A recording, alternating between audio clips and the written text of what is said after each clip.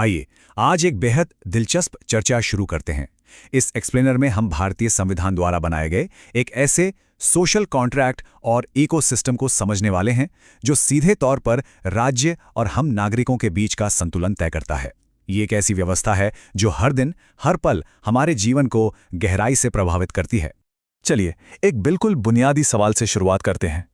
सोचिए जरा, एक लोकतंत्र में किसी भी नागरिक के सर्वांगीण विकास की गारंटी आखिर कौन देता है? ये सवाल ही हमें ये समझने में मदद करता है कि कैसे एक मजबूत लोकतांत्रिक व्यवस्था बिना किसी भेदभाव के हर व्यक्ति को आगे बढ़ने और पनपने का बिल्कुल समान अवसर देती है। आज के इस एक्सप्लेनर में हम मुख्य रूप से 4 चीजों पर गौर करने वाले हैं। पहला, मौलिक अधिकार क्या हैं? दूसरा, अधिकारों की रक्षा करने वाली 5 रिटें। तीसरा, मौलिक अधिकार और नीति निर्देशक तत्वों के बीच का अंतर। और अंत में, नागरिकों के मौलिक कर्तव्य। तो चलिए बिना किसी देरी के शुरू करते हैं। सबसे पहले बात करते हैं हमारी सशक्तिकरण की नींव की, यानी मौलिक अधिकारों की। भारतीय संविधान के अनुच्छेद 14 से 32 तक कुछ ऐसे अधिकार दिए गए हैं जो हर एक व्यक्ति के व्यक्तित्व के विकास के लिए बेहद, और मेरा मतलब है बेहद, आवश्यक माने जाते हैं। सबसे अच्छी बात यह है कि ये अधिकार बिना किसी जाति, धर्म या लिंग के भेदभाव के सभी को बराबर मिलते हैं। असल में यही हमारे राष्ट्र में समानता का सबसे बड़ा आधार है। वर्तमान में संविधान ने हमें कुल 6 मुख्य मौलिक अधिकार दिए हैं। पहला है समानता का अधिकार, फिर आता है स्वतंत्रता का अधिकार, जिसमें बोलने की आज़ादी और देश में कहीं भी बसने की आज़ादी शामिल है। उदाहरण के तौर पर जम्मू कश्मीर में अनुच्छेद 370 हटने के बाद के व्यवहारिक बदलाव को ही देख लीजिए, जहां अब देश का कोई भी नागरिक बस सकता है। इसके अलावा शोषण के विरुद्ध अधिकार, धार्मिक स्वतंत्रता का अधिकार, अल्पसंख्यकों के लिए संस्कृति व शिक्षा संबंधी अधिकार, और सबसे आखिर में, लेकिन सबसे अहम, संवैधानिक उपचारों का अधिकार इसमें शामिल हैं। लेकिन रुकिए, आगे बढ़ने से पहले एक बड़ा ही दिलचस्प फैक्ट जान लेते हैं। साल था 1978। इसी साल 44वें संवैधानिक संशोधन के जरिए संपत्ति के अधिकार को मौलिक अधिकारों की लिस्ट से हमेशा के लिए हटा दिया गया था। अब यह सिर्फ एक कानूनी अधिकार है।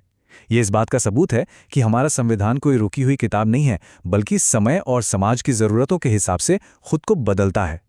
अब आते हैं अपने दूसरे भाग पर। अधिकार तो मिल गए, लेकिन अधिकारों की रक्षा कैसे होगी? डॉक्टर बी आर अम्बेडकर का एक बहुत ही मशहूर और दमदार कोट है। उन्होंने अनुच्छेद 32 यानी संवैधानिक उपचारों के अधिकार को संविधान का हृदय और आत्मा कहा था। इसका सीधा सा मतलब यह है कि अगर आपके अधिकारों का हनन होने पर सीधे अदालत जाने की सुविधा ही ना हो, तो बाकी के वो 5 अधिकार महज कागज के टुकड़े बनकर रह जाएंगे। तो ये अदालतें हमारे अधिकारों की रक्षा आखिर करती कैसे हैं? असल में उनके पास 5 खास रिट या आदेश होते हैं। पहला है हेबियस कॉर्पस, यानी बंदी प्रत्यक्षीकरण, जिसका मतलब है गिरफ्तार किए गए व्यक्ति को तुरंत अदालत के सामने पेश करना। दूसरा है मैंडमस या परमादेश, जो सरकारी अधिकारियों को उनका काम सही से करने का आदेश देता है। तीसरा है प्रोहिबिशन, यानी निषेधादेश, जो निचली अदालतों को अपनी हद पार करने से रोकता है। चौथा है अधिकार पृच्छा, जो पूछता है कि भाई आप किस योग्यता से सरकारी पद पर बैठे हैं। और पांचवा है उत्प्रेषण, जिसके जरिए ऊपरी अदालतें किसी मामले को निचली अदालतों से अपने पास ट्रांसफर कर लेती हैं। ये पूरा सिस्टम सुनिश्चित करता है कि आपके अधिकार एकदम सुरक्षित रहें। चलिए अब चलते हैं अपनी चर्चा के तीसरे हिस्से पर, मौलिक अधिकार बनाम नीति निर्देशक तत्व, यानी गारंटी बनाम मार्गदर्शन। अब ये नीति निर्देशक तत्व या डायरेक्टिव प्रिंसिपल्स आखिर हैं क्या?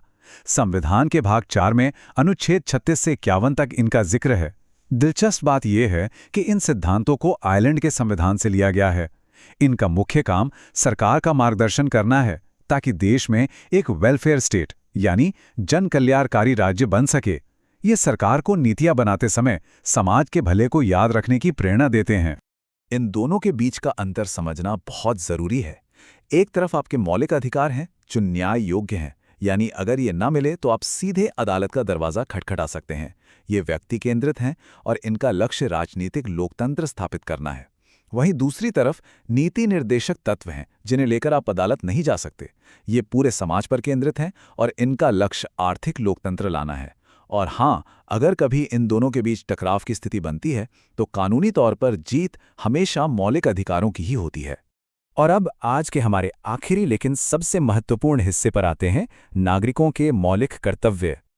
अगर हम थोड़ा फ्लैशबैक में जाएं तो पता चलता है कि 1950 में जब संविधान लागू हुआ था, तब सारा फोकस मौलिक अधिकारों पर था।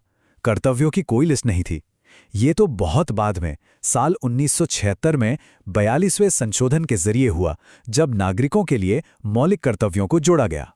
सच कहें तो इस एक कदम ने संविधान के पूरे इकोसिस्टम में एक बेहतरीन बैलेंस ला दिया। और आज की तारीख में ये कर्तव्य कितने हैं? बिल्कुल 11। भारतीय संविधान के तहत कुल 11 मौलिक कर्तव्य तय किए गए हैं, जिन्हें हर नागरिक से निभाने की उम्मीद की जाती है।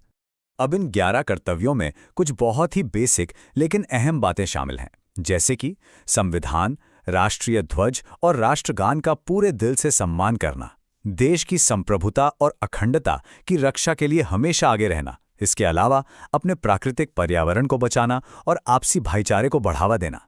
देखिए, कभी-कभी हमें लग सकता है कि इन कर्तव्यों को निभाना थोड़ा मुश्किल है, लेकिन राष्ट्र के सामूहिक कल्याण के लिए ये बिल्कुल अनिवार्य हैं। इस पूरे एक्सप्लेनर को समेटते हुए एक बड़ा सवाल हम सबको खुद से पूछना चाहिए। क्या आज हम अपने कर्तव्यों को उतने ही जुनून और ईमानदारी के साथ पूरा कर रहे हैं जितने हक से हम सरकार से अपने अधिकार मांगते हैं? इस लोकतांत्रिक इकोसिस्टम में एक परफेक्ट बैलेंस तभी बन सकता है जब अधिकारों की मांग और कर्तव्यों का पालन दोनों एक साथ चलें। इस सवाल पर गहराई से विचार जरूर कीजिएगा। आज के लिए बस इतना ही। नई चीजें सीखते रहें और हमेशा जिज्ञासु बने रहें।